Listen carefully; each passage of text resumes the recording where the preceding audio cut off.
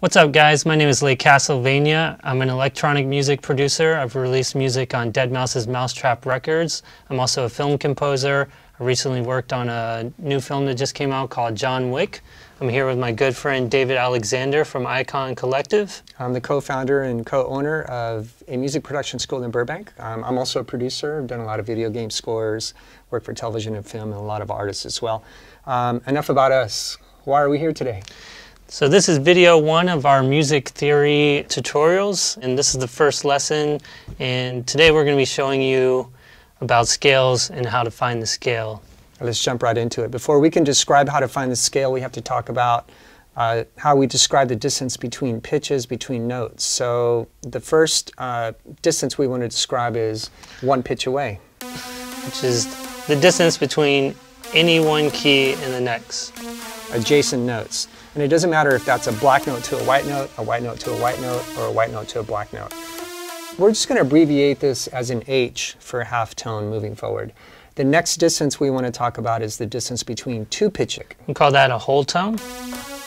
And again, it doesn't matter where those pitches are in terms of the location of the keyboard. It could be a black note to a black note to a white note to a black note. The important thing is that there's always a distance of 2 notes.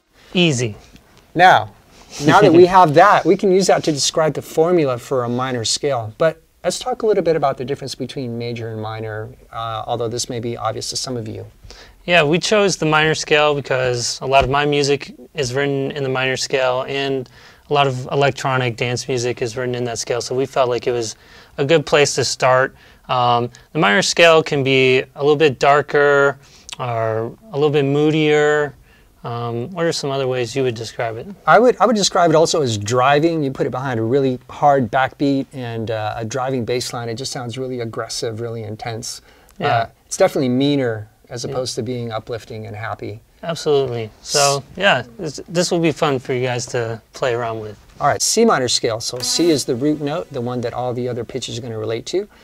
And the first interval that we use to find our second note of the scale is a whole step. So that takes us from C to D. The next interval is a half step. So that takes us from D to E flat. The next interval is a whole step. And then again, we do a whole step. From there, we take a half step. From there, a whole step. And then finally, a whole step to take us back to root. So you might be thinking, great, you just spouted that off in 5 seconds like nothing, but how am I? That's a lot for me to remember. How am I supposed to remember that? But there's actually a pattern to this. Why don't you share it? Yeah, the cool thing about it is you can break it down into a repeating pattern. That's W, H, W, so then, whole, half, whole. And then just repeat that again. Whole, so that's a whole, half, whole. And then there's one more W at the end to take you back home. So WHW, WHW. That's it. And then one last W to get you back to where you started. And you can find the scale that way. And notice that this does sound sort of dark.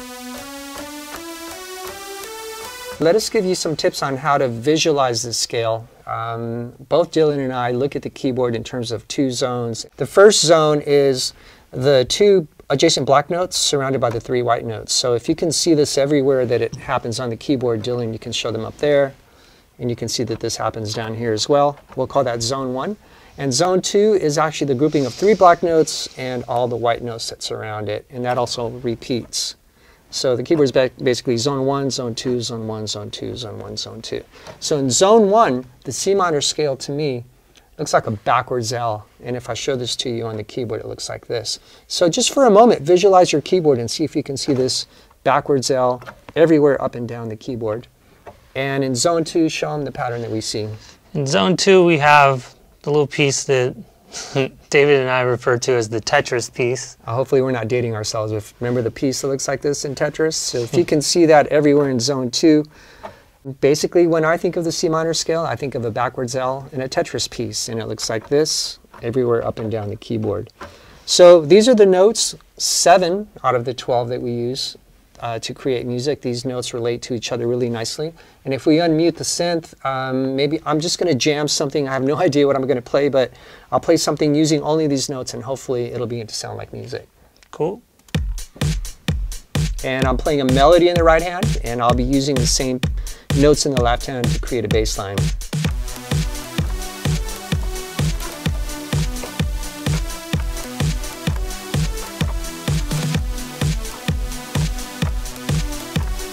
So he's just riffing here, just using the scale to come up with melodies and bass lines that sound good to him. Sound good to me too. Awesome. So there's our first little quick tip, how to find the scale. One important thing to mention is that the cool thing about this formula that we showed you, the WHW, WHW, W, is that you can use that for any note and find the minor scale. It works the same for every single note.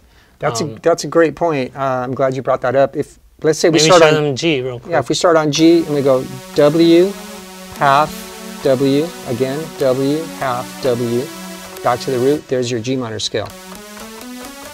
So pick any note, follow the formula, and you've got your scale. And once you have the scale, you have the notes that you need to start riffing, coming up with, you know, a series of notes that work well together. It's a really quick way to like jump in and start coming up with song ideas. So have fun with this week. Go out and make some music, and next week we'll take it a little bit further down the harmony and theory rabbit hole. Yeah. All right, thanks guys. We'll see you next time.